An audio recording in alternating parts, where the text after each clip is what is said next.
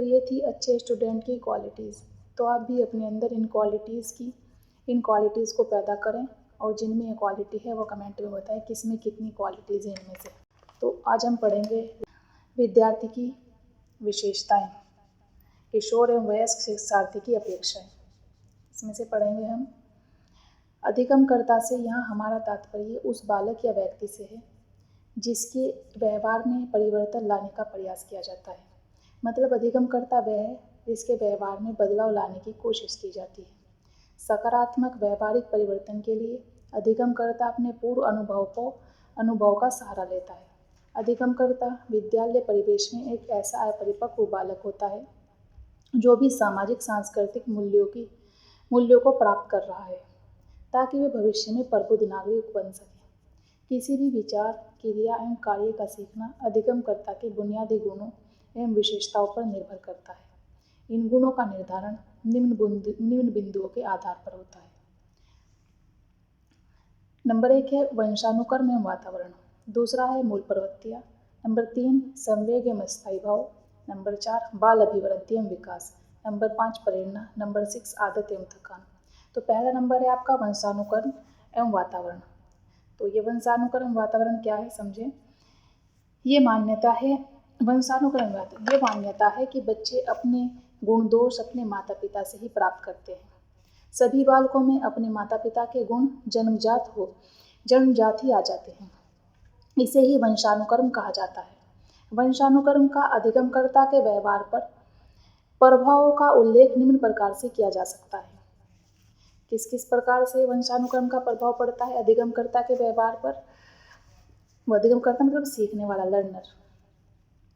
Number 1 है शारीरिक विकास पर प्रभाव, शारीरिक लक्षणों पर प्रभाव, बौद्धिक योग्यताओं पर प्रभाव, मूल प्रवृत्तियों पर प्रभाव, चरित्र पर प्रभाव। इन सब पर वंशानुक्रम का प्रभाव पड़ता है। फिर है आपका शिक्षार्थी पर वातावरण का प्रभाव। वातावरण क्या है? मनुष्य के चारों ओर, वातावरण जो है मनुष्य के चारों ओर फैले हुए परिवेश को कहते हैं, जिसमें धरती, आकाश, जल, वायु, जीव, पेड़ पौधे, नदी, पहाड़ सब कुछ आता है, जो उसके चारों तरफ परिवेश फैला हुआ है। अब शिक्षार्थी पर वातावरण का क्या प्रभाव होता है? बालक पर बहुमुखी प्रभाव, बहुत सारे प्रभाव होते हैं। शारीरिक वृद्धि एवं विकास, मानसिक विकास, बौद्धिक योग्यताओं पर प्रभाव, प्रजाति की गुणवत्ता पर प्रभाव। अतः निश्चित ही कहा जा सकता है कि बालक अपने विकास की प्रत्येक अवस्था में अपने चारों ओर के वातावरण से अनुग्रहित होता है। इस प्रकार शिक्षक को विकास के इस आधार को समझना आवश्यक है। फिर आपका दूसरा पॉइंट है मूल प्रवृत्तियाँ। ये मूल प्रवृत्तियाँ क्या है? महान शिक्षा शास्त्री विलियम मैकडूगल ने सर्वप्रथम किशोर वयस्क शिक्षार्थियों के मूल प्रवृत्तियों का वर्णन अपनी प्रसिद्ध पुस्तक इंट्रोडक्शन टू सोशल साइकोलॉजी में किया। मूल प्रवृत्तियों की विशेषताएं। मूल प्रवृत्तियां जन्म से विद्यमान होती है, जो समय समय पर उनकी आदतों में प्रकट होती रहती है। नंबर 2 है मूल प्रवृत्तियां संवेगात्मक एवं प्रयोजनात्मक प्रवृत्ति की होती है, जो कि समय और स्थिति के अनुसार संशोधित होती रहती है। नंबर 3 है मूल प्रवृत्तियां विकास के अनुक्रम में इस प्रकार आगे बढ़ती है जिससे वातावरण की स्थितियों में स्वीकार्यता अधिक होती है। मूल प्रवृत्तियों का शैक्षिक महत्व। इन मूल प्रवृत्तियों का शिक्षा में क्या महत्व है? नंबर 1 है मूल प्रवृत्तियां शिक्षा ग्रहण करने को प्रेरणा प्रदान करती है। नंबर 2 है मूल प्रवृत्तियों से सृजनात्मक शक्ति का विकास होता है, जो चरित्र निर्माण में सहायक है। नंबर 3 है मूल प्रवृत्तियां व्यावहारिक जीवन एवं अनुशासन में सहायक होती है। संवेग एवं स्थायी भाव। अगला पॉइंट है आपका संवेग एवं स्थायी भाव। संवेग की विशेषताएं। संवेग क्या होता है? इसकी क्या विशेषताएं हैं? मानसिक एवं शारीरिक स्थिति की दशा और दिशा में परिवर्तन होता है संवेग से। इसका क्षेत्र व्यापक होता है और वस्तुनिष्ठता होती है। नंबर 3 है इसकी क्वालिटी। ये परिवर्तनशील होती है और परिवर्तन मनोवैज्ञानिक या मानसिक दोनों स्तर पर होता है। अब अस्थायी भाव की विशेषताएं। अस्थायी भाव क्या है? इसकी क्या विशेषता है? अस्थायी भाव समय के साथ अर्जित और परिमार्जित होता है। अस्थायी भाव में मनोवैज्ञानिक एवं मानसिक रचनाएं होता है। यह व्यक्तित्व के मूलभूत तत्व जो कि उसके व्यवहार को समय समय पर निर्देशित, संचालित और नियंत्रित करते हैं। चौथा है, ये व्यक्ति के व्यवहारिक अनुभव को प्रभावित करते हैं तथा व्यक्तित्व में गुण एवं दोषों के रूप में परिलक्षित भी होते हैं। जैसे इसका आप एक उदाहरण देखें, माँ में अपनी संतान हेतु अस्थायी भाव प्रेम का होना। माँ के व्यवहार में अपनी संतान के लिए यह प्रेम दया, गर्व, आनंद, वात्सल्य के संवेगों की अस्थायी परिणति है। मतलब संवेग से ही आपका अस्थायी भाव आता है। हिंदी में भी आप इसको पढ़ते हो, संवेग, अस्थायी भाव। तो आप समझ गए संवेग और अस्थायी भाव।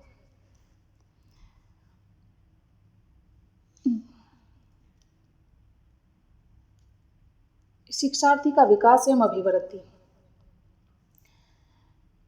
शिक्षार्थी के सर्वांगीण और समन्वित विकास के लिए जब तक उसके गुण दोष का मूल्यांकन नहीं होता, तब तक उसकी विशेषताओं को एवं लक्षणों को भली प्रकार जांचा और परखा नहीं जा सकता। मतलब ये बहुत इंपॉर्टेंट है।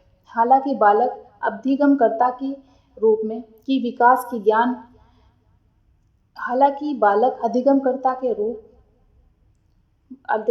के रूप में बालक की एवं विकास का ज्ञान एक विस्तृत विषय है तथा उसे संक्षिप्त करना अत्यधिक कठिन है। किंतु यूजीसी एनटीए द्वारा आयोजित नेट परीक्षा के पाठ्यक्रम के संदर्भ में इन गुणों को विभिन्न विकास की अवस्थाओं के अंतर्गत संकलित किया गया है। मतलब इन अवस्थाओं को पूछा जाएगा। वैसे उसको संक्षिप्त करना एक कठिन कार्य है, लेकिन इतना बता दिया है कि इस पॉइंट से पूछा जाएगा। विकास के आधार बताए हैं सामाजिक, आर्थिक एवं राजनीतिक। नंबर 2 चारित्रिक, सांस्कृतिक एवं बहुउपयोगी। नंबर 3 एकीकृत एवं संवर्धित। अगला पॉइंट है आपका आदत एवं थकान। आदत एक ऐसी क्रिया है जो किसी कार्य को स्वेच्छापूर्वक निरंतर जारी रखने के परिणाम स्वरूप अस्थायी रूप से व्यवहार का अभिन्न अंग बन जाती है एवं बालक के व्यवहार में स्वतः ही परिलक्षित होने लगती है। स्वस्थ आदतें बालकों के जीवन की अत्यंत महत्वपूर्ण भूमिका निभाती है। बालकों के जीवन में अत्यंत महत्वपूर्ण भूमिका निभाती है तथा विभिन्न कार्यों के लिए समय और मानसिक शक्ति की बचत करने की अक्षमता को विकसित करती है। इन सभी आदतों में अध्ययन करने की आदत का निर्माण बालकों को अध्ययन प्रेमी और अध्यवसाय के लिए उत्तम बनाता है। यही आदतें बालकों के चारित्रिक निर्माण की आधारशिला है।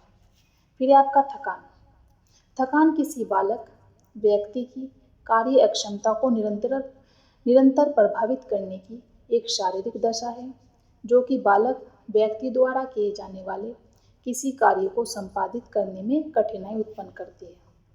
किसी व्यक्ति या बालक द्वारा काम करने में कठिनाई उत्पन्न करती है। थकान के गुण, तो थकान के गुण होते हैं, ये क्या क्या पहचाने?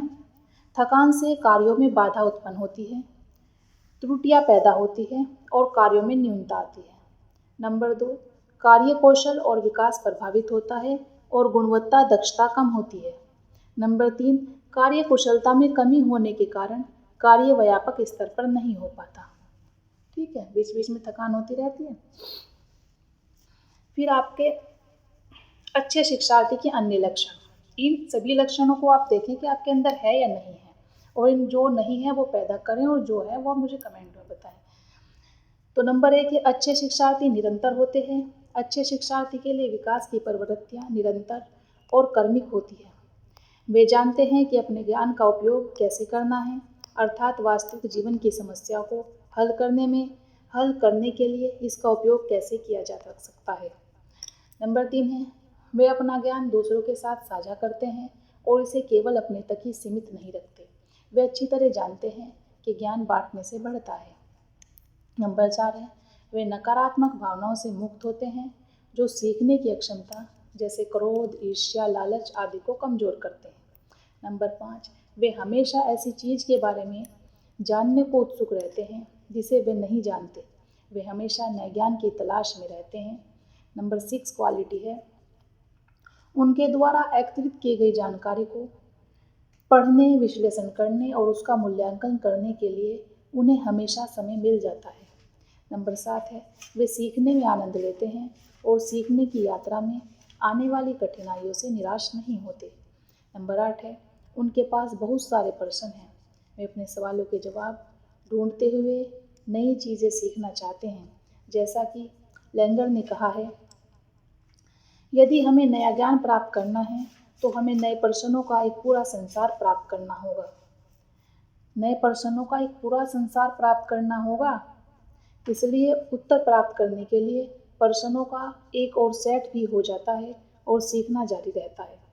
ठीक है, आपके माइंड में क्वेश्चन होना जरूरी है सीखने के लिए। 9 है, वे जो पहले से जानते हैं उसके साथ नए ज्ञान को जोड़ने की क्षमता रखते हैं। उनका नॉलेज बेस लगातार अपडेट होता रहता है। जो जानते हैं उसको वे नए ज्ञान से जोड़ने की क्षमता रखते हैं, उसको कनेक्ट कर लेते हैं। उनका नॉलेज बेस लगातार अपडेट होता रहता है। ये मैंने आसान हिंदी में आपके लिए बनाने की कोशिश की है वीडियो, आप देखें। तो ये थी अच्छे स्टूडेंट की क्वालिटीज़ जो आपको अपने अंदर इन क्वालिटीज़ को पैदा करें, और जिनमें क्वालिटी नहीं है वो कमेंट में बताएं कि किस में कितनी क्वालिटीज़ हैं इनमें से। जिसमें सब कुछ है वो भी बताएं। ठीक है, और जो कुछ इसमें कमी आपको नज़र आए कि क्या कमी है, आप मुझे कमेंट में बताएं, मैं उसको दूर करूँगी और आपको आसान हिंदी में वीडियो देने की कोशिश करूँगी। सब टॉपिक वाइज आपको होगी। शिक्षार्थी की विशेषताएं इसमें से बना दी है मैंने वीडियो, और शिक्षार्थी की अपेक्षाएं में सामाजिक, भावनात्मक, संज्ञानात्मक और व्यक्तिगत भिन्नताएं, इसके लिए एक दूसरी वीडियो आएगी। 2 वीडियोज़ में आपका ये शिक्षार्थी की विशेषताएं टॉपिक पूरा हो जाएगा। ठीक है, लाइक, शेयर एंड सब्सक्राइब वगैरह कर लें।